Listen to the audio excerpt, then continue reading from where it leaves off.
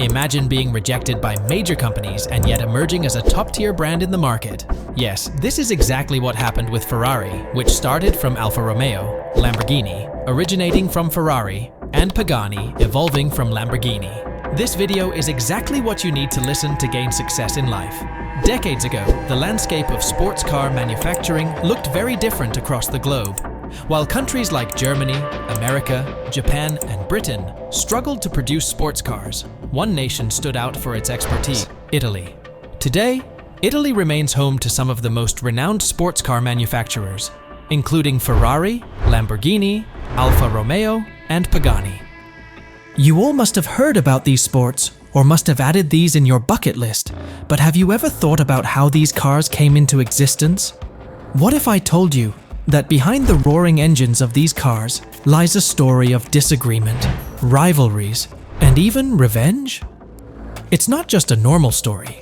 Rather, their decisions, their disagreements, and their willingness to defeat others before they are defeated stand as a remarkable example of how not only the car manufacturing companies but the entire world, including you, should learn from it and step out of your comfort zone. Watch this video till the end to discover various hidden facts about these companies. But before that, don't forget to like, share, and subscribe for more such interesting videos. The story begins with Alfa Romeo. Alfa Romeo, as we know it, was founded in 1910. However, the original company was founded in 1906. This was a time of significant political changes worldwide, and due to the world wars, luxury cars weren't popular in post-war Italy. Instead, mass-produced smaller vehicles were the way forward. Only the wealthy could afford such cars, and if you wanted to sell your cars to such elite customers, they had to prove their capability. That's why most European car brands, including Alfa Romeo, participated in races. In 1920, Alfa Romeo released its first sports car, named the Torpedo, which could produce 30 horsepower. When Giuseppe's company won the race in Mugello, they came in first place, and someone who came second in the Targa Florio race was none other than Enzo Ferrari, the founder of Ferrari. Enzo Ferrari started his racing career in 1908. At that time, he was only 10 years old. He worked for a company called Alfa Romeo, where he drove cars in races and helped sell them. But Enzo had big dreams. He wanted to make his own cars and race them. So, in 1929, he started his own racing team called Scuderia Ferrari. He borrowed money from a bank and got help from some friends. At first, Ferrari's team used cars from Alfa Romeo to race. They did really well and won many races. But things changed when Alfa Romeo's factory was taken over by the government during World War II. Without Alfa Romeo's support, Ferrari had to make his own cars. And he did just that. Even without fancy resources, Ferrari's cars were fast and won races. But there was tension between Ferrari and Alfa Romeo. They didn't get along, and in 1939, Ferrari was kicked out of his own racing team by Alfa Romeo. Instead of giving up, Ferrari got even more determined. He started his own car company called Auto Avio Costruzioni. It wasn't easy at first, and for 4 years he couldn't even use his own name because of a deal with Alfa Romeo. But Ferrari kept going. He made more and more cars, and they became famous for being super fast and super expensive. Ferrari's cars became symbols of luxury and speed, and even though he had some tough times, Enzo Ferrari's dream became a reality. Even though Enzo Ferrari split with Alfa Romeo, his legacy will always hold a special place in the history of Alfa. The early stages of Alfa's great racing history were all thanks to Enzo and his teammates back in the 1920s. This is not where the story ends. There's even more to it. Just as Alfa Romeo became an inspiring force for Ferrari, Ferrari became an inspiring force for Ferruccio Lamborghini, the owner of Italy's largest tractor manufacturing company. Lamborghini used to own many Ferrari cars, but was unhappy with their functioning. He drove to the neighboring village of Maranello and knocked on the door of none other than Enzo Ferrari. Mr. Lamborghini explained that the clutch was bad and made a suggestion on what Mr. Ferrari, with simple means, could do to make the clutch last much longer. Though the meeting was really short, it changed the fate of Mr. Lamborghini and the world of supercars. He decided it was his turn to take over the world of supercars and wasted no time in bringing his vision to life.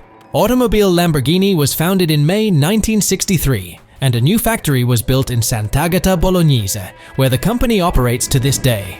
6 months later, at the Turin Motor Show, the Lamborghini 350 GTV was introduced, standing as a symbol of dedication and hard work.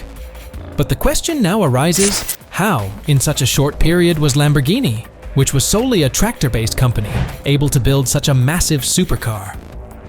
It's because Ferrari indirectly helped Lamborghini succeed. Enzo Ferrari's wife, Laura Ferrari, made important decisions at the factory. Enzo didn't listen to them, and they were fired. 5 of these fired employees, including Ferrari's chief engineer, joined Lamborghini. Lamborghini handpicked talented engineers, including Giotto Bizzarini, who had recently developed some of Ferrari's engines, to begin work on his first car. Together with other tractor engineers, they created a great sports car for Lamborghini. Lamborghini's ambitions didn't stop there.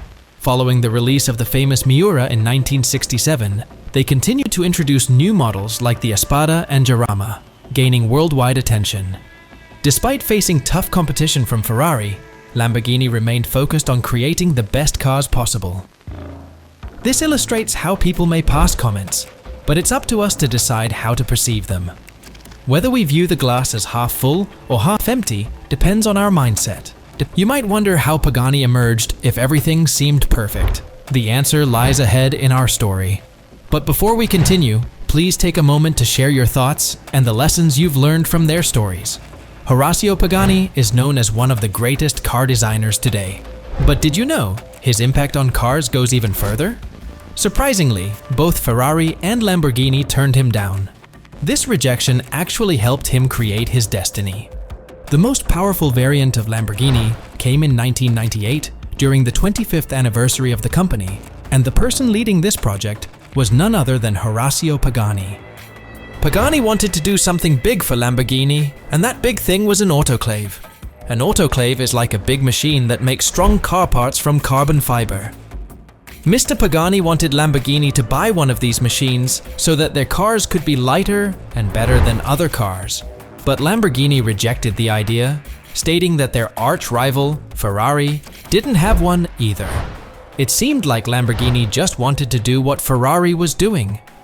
But Horacio Pagani was determined.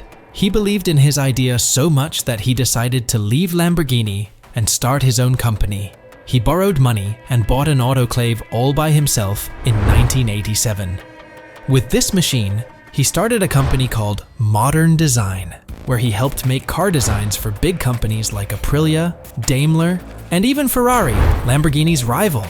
But Horacio didn't stop there. His ultimate dream was to make his own cars, and in the late 90s, he did just that. He created his first car, called the Zonda, followed by the Huayra. These cars were not just fast, but they were also made completely from carbon fiber, making them very special and exclusive. People loved Horacio's cars so much that they were willing to pay a lot of money for them. Even though only 450 Pagani cars were sold by 2022, they were worth a lot more than a Ferrari because of how unique and special they were. The rest, they say, is history. Imagine what would have happened if all these founders had given up after facing rejection. Without their determination and resilience, we wouldn't have the iconic brands and innovations that have shaped the automotive industry. Their story teaches us the power of not giving up and the importance of fighting for our dreams, as our destiny is in our own hands. By refusing to give up, they not only realized their potential, but also left a legacy that continues to inspire generations. Don't forget to subscribe Millionaire Garage for more insightful stories, and comment below on which story inspired you the most.